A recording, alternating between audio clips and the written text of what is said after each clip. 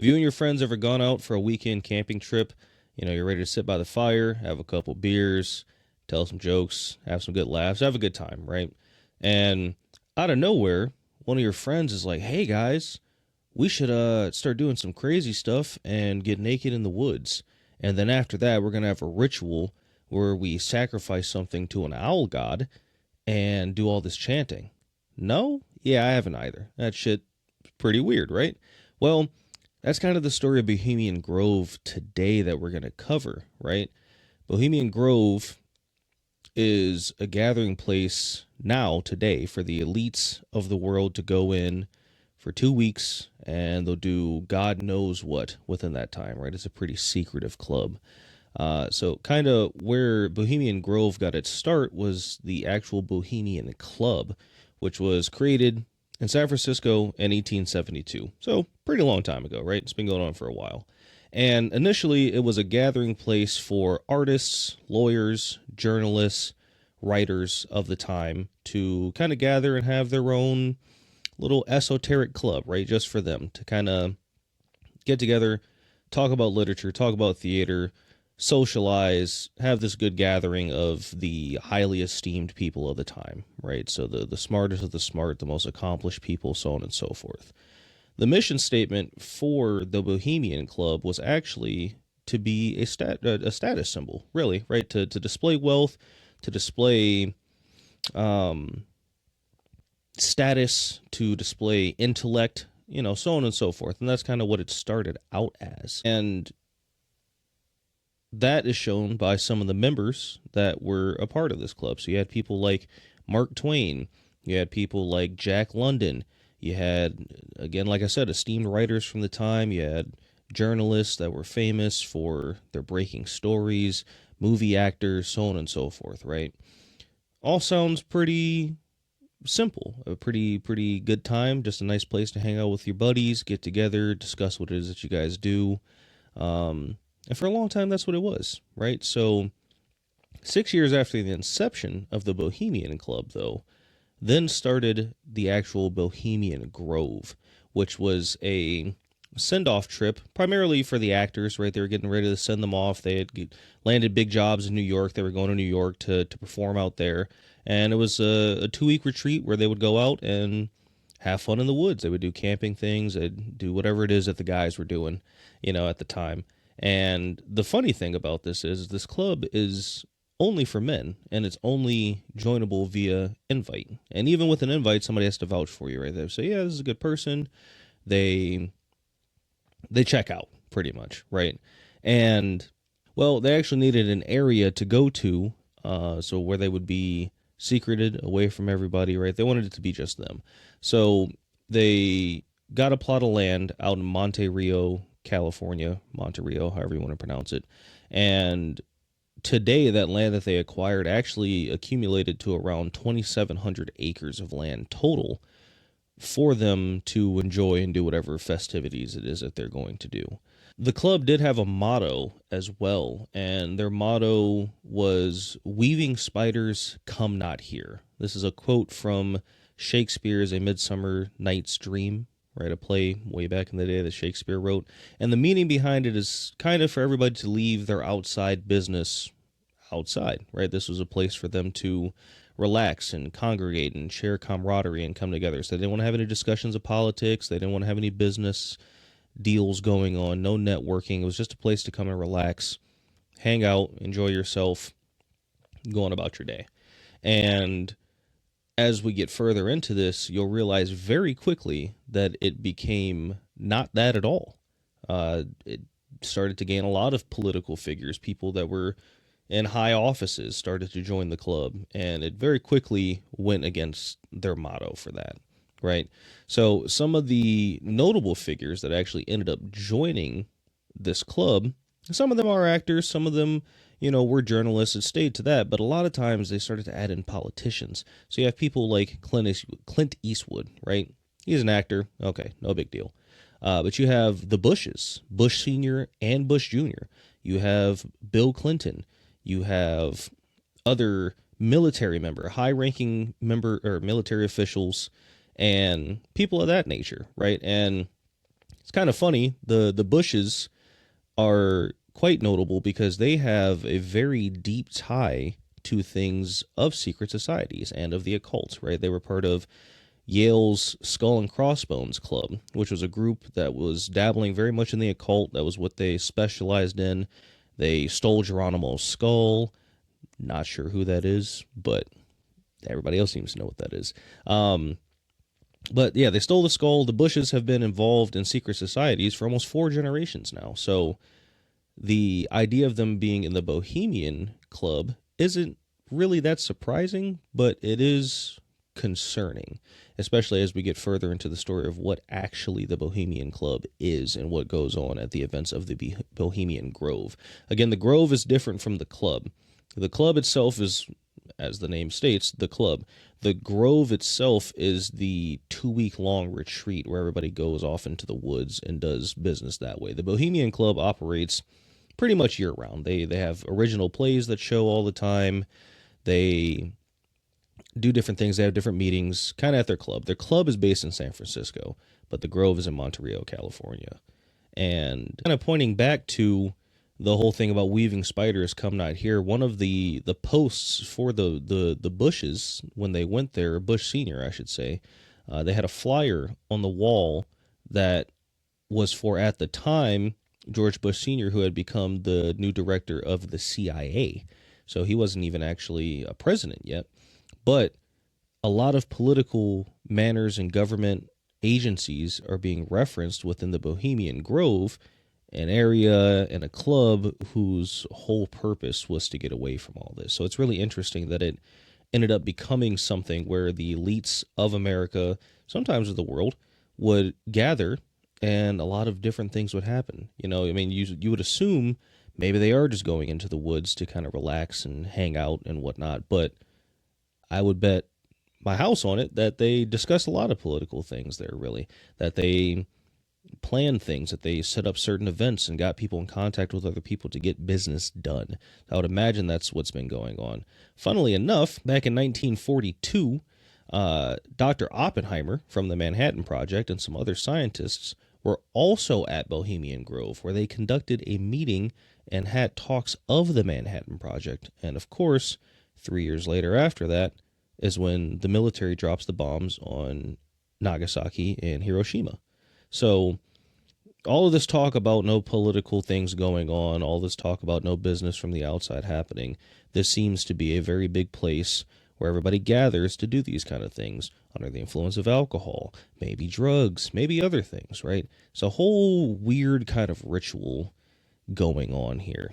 Speaking of rituals, one of the main parts of the Bohemian Grove is the kickoff of it, right? So it's called the cremation of care. Cremation of care. Let me say that a little bit better for you guys. And what that is on the first night, to kind of kick off everything happening for the next 2 weeks, they perform this ritual. And it's in front of this 40-foot stone statue of an owl, right? Just kind of weird, you know, why is this owl out here? What does this represent? And you can kind of see it tied in with a lot of things of the Grove. There's pamphlets, there's other things that have owl symbolism on them and different things representing owls. So there must be something with this owl here. Maybe it's just owls are mysterious, owls are creepy, so maybe it's part of the occult, whatever it may be. But regardless, there's a 40-foot owl in the middle of the woods, and that owl is surrounded by water, almost like a moat or like a little river that goes right in front of it. And just in front of that owl is seating for all the members. So they're all going to sit here and watch this ritual be performed. Now, you may wonder why I call it a ritual. As I describe it, you'll start to see what I mean by this. So the cremation of care ceremony kicks off with music, an introduction, things like that, gets all the members in their seats because everybody acclimated. They play this music. It's kind of like not necessarily medieval music, but like music from back when Shakespeare was alive, right? That kind of Renaissance music, things like that that you would hear. And that goes on for about 10 minutes. After about 10 minutes, all of these robed figures start to walk on. They're all dressed in dark robes, you know, black robes, brown, reds, things like that, right? Kind of culty feeling. And a main priest or a leader comes out and they deliver a speech And that speech goes through, what they're gathered there for, why they're out in front of the owl, what is actually about to take place, what's going to happen, and they start to give prayers to the owl statue, which represents their owl god. And the other portion of this is the effigy that they bring out. If you guys aren't familiar with what an effigy is, it's kind of like a representation of something, right? So in this instance, it's an effigy of a small human. Now, what we know about small humans, these are normally children. Probably not a dwarf, probably not a midget. I don't know if I can say midget anymore, but whatever. More than likely, the effigy of a child, right? And in front of the statue of the owl, there is a cradle. And that cradle is where they will put the effigy of the small human, and they will burn it in front of the owl. So this speech goes on, and the effigy is brought out, and this effigy represents some sort of demon or some sort of binding or something they're trying to burn away. And within that speech, the demon is mocking them, and they're laughing at them. You fools, are you burning me again? You keep doing this year and year, and I keep coming back. You keep having to do this to me. I still am in your life. Why do you continue to do this? You think you can burn me with these puny flames that you have? It's kind of what the gist of the speech is. And the owl god interjects within there and is pretty much trying to suppress this demon from, I don't know, getting its way and using its words to him anymore. And it casts fire upon it, right? And the way this happens, I'm sure back in the day before they had pyrotechnics and stuff, they used to just go up and light it. But now they have like a pyrotechnic thing aimed at the cradle, and they'll shoot like a little flame ball in there, and the effigy will burn. And the voice actor of the demon, the effigy, will start to scream and make all this noise, of course, obviously, because it's simulating being burned alive. And they start to play music really, really loudly over the speakers, and maybe they even have like a little band there or something, I don't know. And all these pyrotechnics are going off, right, to kind of suppress the noise of all this. And why do I bring that up specifically? Because this is a ritual that has its basis in an old Hebrew, Phoenician religious Bible, right? And the owl statue is supposed to be representing Moloch, or Moloch, however you want to pronounce it, which is an old demon from that religious text. And there's a lot of similarities drawn between the ritual that's being performed today and the rituals of that text, demonstrating that people would sacrifice their children to the demon Moloch. And it almost sort of happens in the same way, right? Once the baby starts crying, they start playing music really loud on their instruments and making a lot of noise so that the father that gave up his child does not have to hear the child screaming. And it's very strange to me that those two things line up so well with each other. It's hard not to believe that that is actually what's happening. There's a lot of speculation, obviously, with the other things that are going on. All these elites are gathering in the woods. Obviously, all this stuff you guys are hearing about, the Epstein files now. Clearly, the elites of the world do some pretty weird shit. So it's been speculated for a long time that they actually used to burn a child in this effigy. Now, obviously, I'm not making this claim fully. It's not proven, right? Obviously, people are innocent until proven guilty. But it is rather weird. And with all the other stuff going on and what's coming out today, it's not really too far-fetched to believe that they would actually do something like that. Is it? No, it's not. So that's what kicks off their 2-week retreat of a time where they're supposed to be relaxing and all this other different stuff. Now, some people might say, okay, yeah, big deal. They're doing a ritual. And it's like, yeah, no, not really. It is kind of weird. It's kind of a big deal. Obviously, people can do what they want as long as they're not hurting other people. And some things that people view as weird are things that people think are normal. That's all fine and good. But it is kind of weird to me that the elites of the world, presidents, former presidents, military military officers, Oppenheimer, all these other people are going out into the woods to experience this ritual. Where does this ritual come from? What basis does it have? What does it have to do with all of the true beginnings of where the Bohemian Club started. To me, that seems pretty fishy, right? And, again, obviously some of you might be on the lines of, oh, just let people do what they want to do as long as they're not hurting others. Yeah, I get you, but shit's weird. It's definitely weird. Don't care what you say. So within the Grove too, there's been speculations from people that have gone out and done interviews on the people that used to work at the Grove, actually. So the Grove hires people from the outside to come and work their events, mainly men. And if it's not mainly men, at least it's men only during the nighttime, right? They don't allow women in there to be a part of the club. They also really don't allow women to work the club's festivities or activities out there too, right? They have dining halls set up, kitchens, little bars everywhere, so many different things where they need people to work at, but they don't really let women do this. But a lot of people have gone around interviewing people that used to work at the Grove and kind of asked them what they see, if they know anything about the cremation of care ritual, if it's an actual person being burned inside of the cradle, so on and so forth. And obviously, take all that with a grain of salt. People do lie, people do embellish things. But when you have nothing at all to go on because you're dealing with a secret society who doesn't allow you to have phones inside of the camp, you can't be recording, you can't do anything, it's kind of hard to get proof of any of this stuff. So you almost have to kind of go on the word of people that live in the area, that have worked there, so on and so forth. Well, they say that there's tunnels underground under the Grove, right? And these tunnels are large enough to fit vehicles through, so on and so forth. And it's been reported by these people that worked at the Grove that they have seen cocaine being transported into the Grove. They've seen women. They've seen children. They've seen prostitutes. They've seen, young boys, so on and so forth. And obviously, again, like I said, I'm not accusing anybody of anything because there's no actual proof of this. But, again, with the Epstein files being out now and us seeing what is actually happening behind closed doors, it's not really too far-fetched to think that this kind of stuff is actually going on. I mean, why wouldn't it be? If they're going to an island and doing all this crazy shit to people, if they got secluded in the woods and they have all this protection and people can't get in there, it's hard to sneak in, why is it so far-fetched to believe that this is something that would also be going on?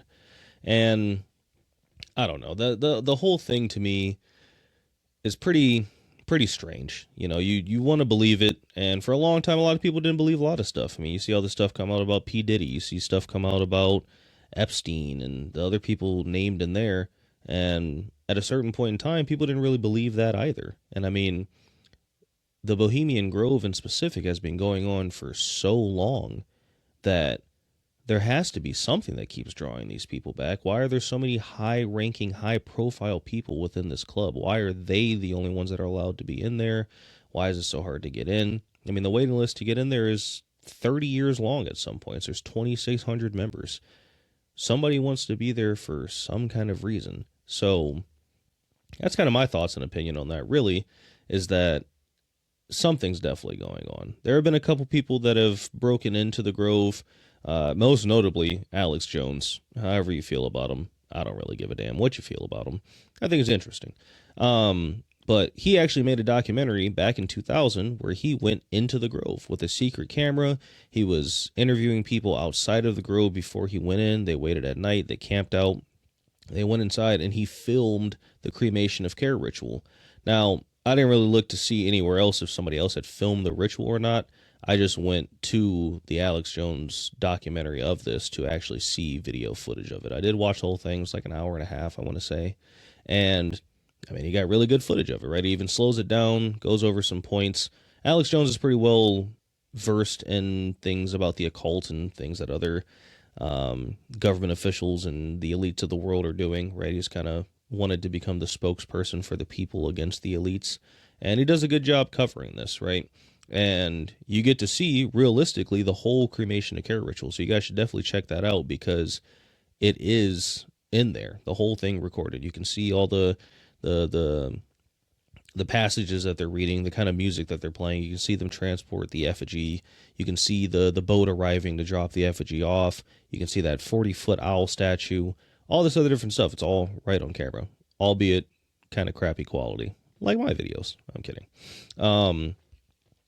But But yeah, he covers that entire thing, and it's actually pretty interesting, right? So there's, as much as there's not a lot of information to go on, a lot of people have actually done really, really good research on this. And a person specifically who I watched a lot to get a lot of this information is Collin at the Paranormal Files. He did an extremely deep dive on all this, right? He actually got in contact with a previous Grove member. He got access to some of their pamphlets. He got access to images of people. He got access to the different programs for what the Grove was going to be, the activities that they would have there, and did a phenomenal job. It's like a 3-hour documentary where he goes through and he explains kind of everything that he found, gives his take on it, kind of how I'm doing. And it's a really good watch. It's actually pretty interesting. He does a lot better job explaining all this than I do, for sure. So you guys should definitely go check him out. Collin at the Paranormal Files. I'll link that down below so you guys can watch his video. You should also watch the Alex Jones documentary as well. It's really good. Not necessarily as informative as the one that Collin at the Paranormal Files does. But you still get the gist of it, right? You kind of get Alex Jones's takes on things and behind the scenes and all that stuff. But you at least, that's for sure, the most credible footage of the cremation of care ritual that you will get to see is on that Alex Jones documentary. So you should check both of those guys out for sure. Really good pieces of information. So it was a kind of quick one today. There isn't, like I said, a ton to go on about it. I could sit here for, an hour and a half and expand on it, give my thoughts. But at that point, I would just be rambling, kind of how I'm doing it right now. But go check those guys out again. Thanks for tuning in. Hopefully this one was interesting for you. Again, a quick one, but a good one nonetheless. Definitely some weird, shady shit going on with the elites of our world, our government specifically. And I'll probably be in touch more about those Epstein files pretty soon, too. Some crazy stuff to uncover on there. Have a good one, guys. See ya.